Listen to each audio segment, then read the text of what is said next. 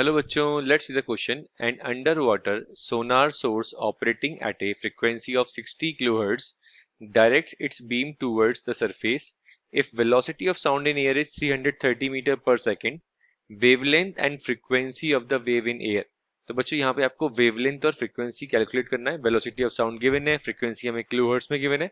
तो यहाँ पे बेसिक फॉर्मूला यूज करेंगे और इजीली इस क्वेश्चन को सॉल्व कर सकते हैं. तो बच्चों ये क्वेश्चन बहुत सिंपल है. तो यहाँ पे अगर हम बात करें की कंसेप्ट की, तो आपको दो बेसिक से कंडीशन आपको क्लियर होनी चाहिए. सबसे पहले आपको वेवलेंथ का formula in terms of velocity and frequency, क्योंकि हमको यहाँ पे वेलोसिटी और फ्रीक्वेंसी गिवन है. तो बच्चों वेवलेंथ का फॉर्मूला होता है हमारे पास wavelength equals to velocity upon frequency. ठीक है, मैथमेटिकली इसको हम लिख सकते हैं lambda equals to V by F. ठीक है, पहला फॉर्मूला ये है. अब दूसरी इंपॉर्टेंट कैरेक्टरिस्टिक आपको जो याद रखनी है बच्चों, जो हमारी फ्रीक्वेंसी होती है, it is a characteristic of the source. Frequency is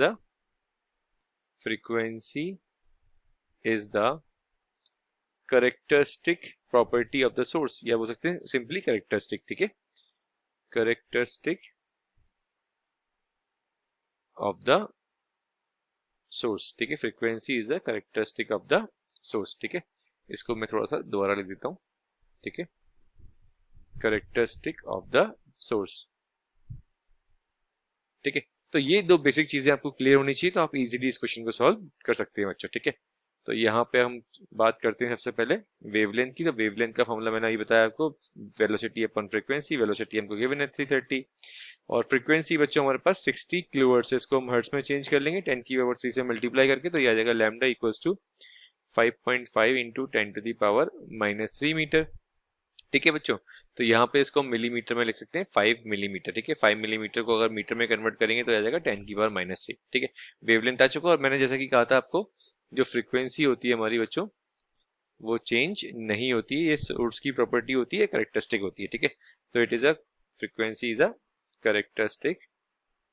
frequency is the characteristic of the source. It does not change. Characteristic of the source. It does not change on the medium. It does not change on the medium. ये basic चीज आपको clear होनी चाहिए. ठीक है, इसको मैं दोबारा देता हूँ एक बार मीडियम को. Yes, it does not change on the medium. ठीक है बच्चों, ये मीडियम पे डिपेंड नहीं करती है. मतलब अब एक मीडियम से दूसरे मीडियम में अगर वेव जाएगी तो उसकी फ्रीक्वेंसी पे कोई चेंज नहीं आएगा. तो फ्रीक्वेंसी हमारी वही रहेगी 60 किलोहर्ट्ज. ठीक है, तो एक बार ऑप्शन चेक कर लेते हैं कौन सा ऑप्शन मैच कर रहा है बच्चों हमारा.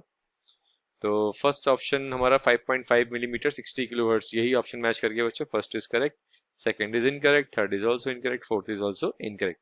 तो our correct option is option is first. तो बच्चों करेक्ट ऑप्शन आ गया हमारा first. I hope this solution is clear to you. All the very best बच्चों.